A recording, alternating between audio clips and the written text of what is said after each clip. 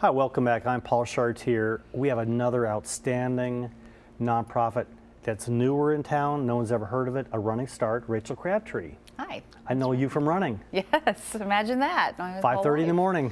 How different we look. Yeah. Explain your background, because I know that you had, I don't know what you did before the food business, but that's how I knew you, and now you've totally become immersed into helping Eric Patrick Marr with races and running. So tell me a little bit about you. It's always been an interesting story. My background was in fitness originally. I started as a personal trainer, part owner of a health club, weight loss business, which evolved into the food prep business. Because, I remember that, yeah. You know, the problem is people can try to follow an eating plan, but most people don't have time for healthy eating. So I evolved into that, and which there's a tremendous need, but it's a really difficult business to be in. Anybody who's ever been in the food business knows that that is not an easy business. So in the course of all of that, I had always loved fitness, and I'd always had a heart for, I guess, serving kind of the underprivileged populations, or, you know, challenged populations in some way, but couldn't figure out how in the world I could get this passion for fitness to meet with my, you know, passion for helping people to live up and find their, you know, joy in life kind of thing. So that's kind of where it all started. And then I went full time with Run the Bluegrass and Lexonomics, and so running really is my life now, and that's what's brought me here. And I don't know, how did you and Eric get together? Through just mutual running, or how did your paths cross? Originally, it was when Lexington was named the most sedentary city in the country, and so some of us who were involved in healthy living in the city decided we're going to fight back, and we're going to. So we kind of had this little small group meeting, and that's where I met him. I was doing the food business at the time, and of course, Lexonomics is all about helping entrepreneurs and new young startups get connected and get involved in the community and get eyeballs, and so. He was, of course, very interested in my business, but then once we realized we were both runners, he actually introduced me to the Striders group that we run with at 5:30 a.m. And, you know, we just became friends, and then he needed help, and I was happy to do it. So that's how it happened.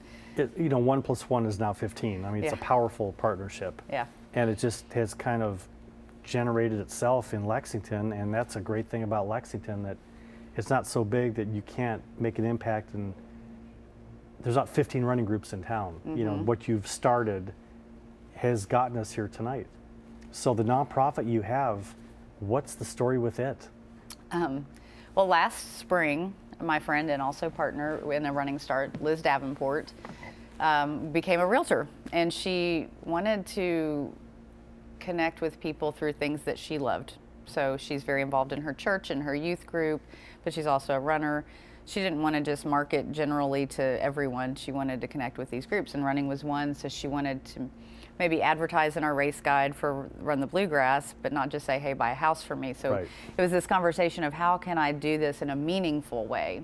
And she had the idea of sponsoring 4 young men who were at the time at the Lighthouse down on Martin Luther King. Lighthouse Ministries, Elm Street, I guess it is. And they had started running. And she said, well, what if I sponsored them, my business sponsored them to run the Bluegrass, and that kind of sparked an idea. There's an organization called Back on My Feet that was started in Philadelphia probably 10 or 15 years ago that I had looked into bringing to Lexington, but they really look for a bigger demographic, and it's very costly, and so I had just kind of put that on the back burner.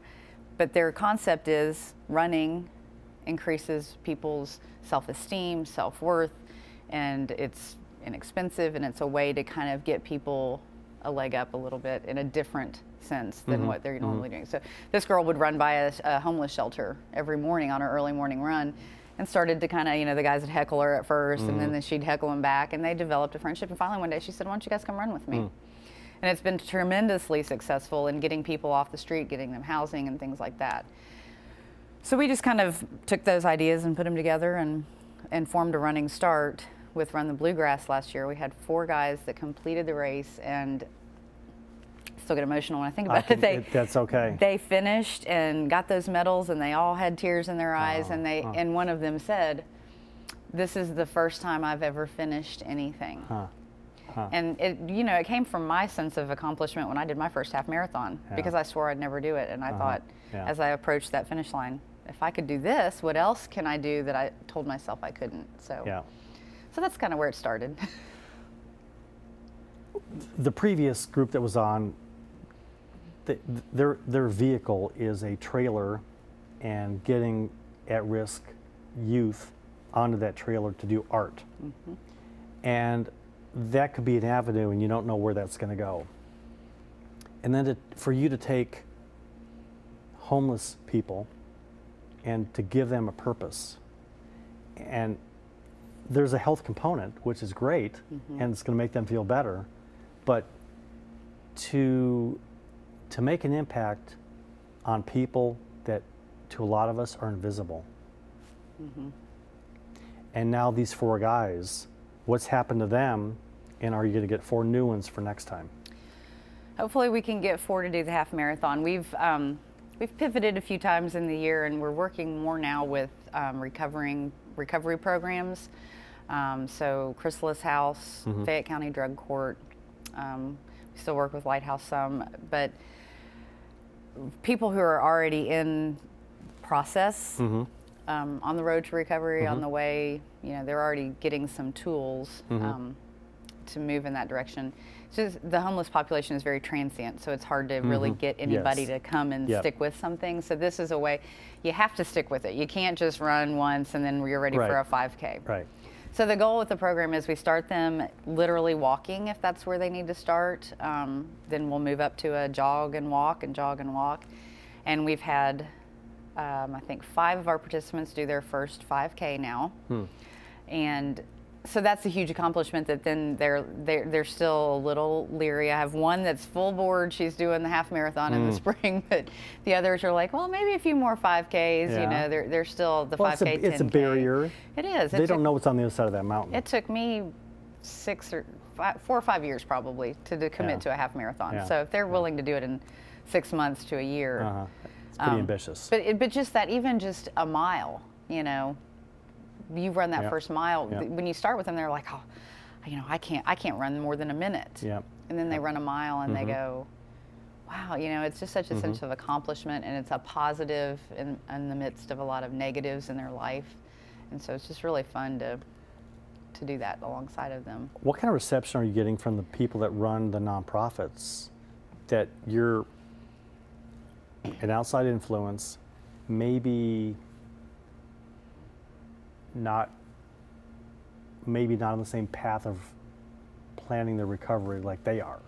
They have been exceedingly welcoming. They love it. They get that it's most of the programs already have a wellness component. They get that that's important. And I think so many of these groups, for-profit, nonprofit, state-run, whatever it is, are so overwhelmed with the amount of work they have and the amount of funding that's available to pay people to do what needs to be done.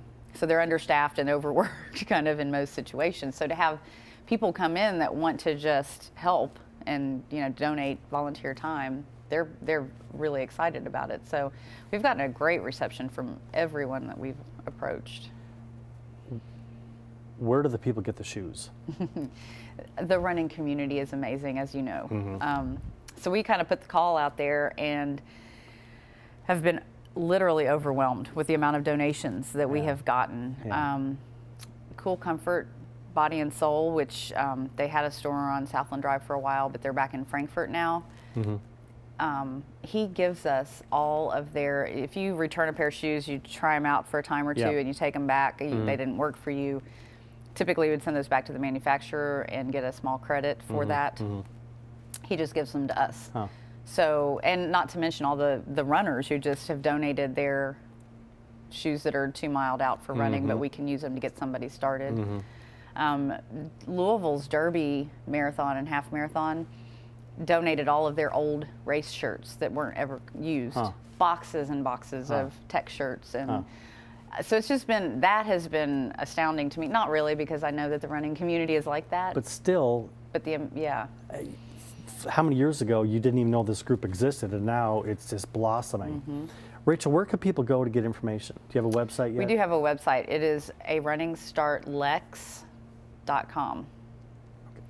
So their website has all the information. You can make donations. You can find out when we're running and come out and join us, because it's really nice to have. That's our other thing that we have a big need for, is kind of buddy runners, just people to come alongside and encourage. And we tend to get a lot of people at different levels, so some can actually run a mile straight, but some can't run more than 30 seconds, and so we need people to just walk alongside and do that with the runners, with the new runners, and just to kind of be an encouragement. It's been amazing to see. One of the biggest struggles that people in recovery have is not going back to their old social groups.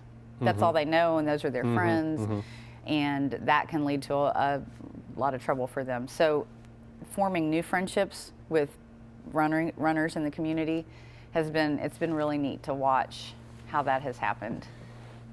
Knowing Eric's brain and your brain and kind of this thing propelling to look how many months, how many years down the road, whatever that word is, if these people are all from these different groups, Hope Center, Lighthouse, Crystal's House, if they're on the road to recovery, there's going to be in this town an On the Road to Recovery 5K. And if you can imagine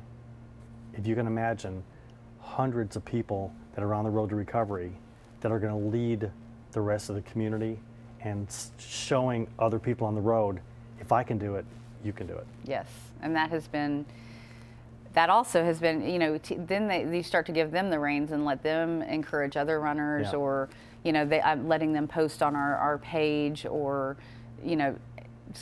had a girl, one of our runners, she said, can we maybe get together and have breakfast before everyone leaves out of town for Christmas?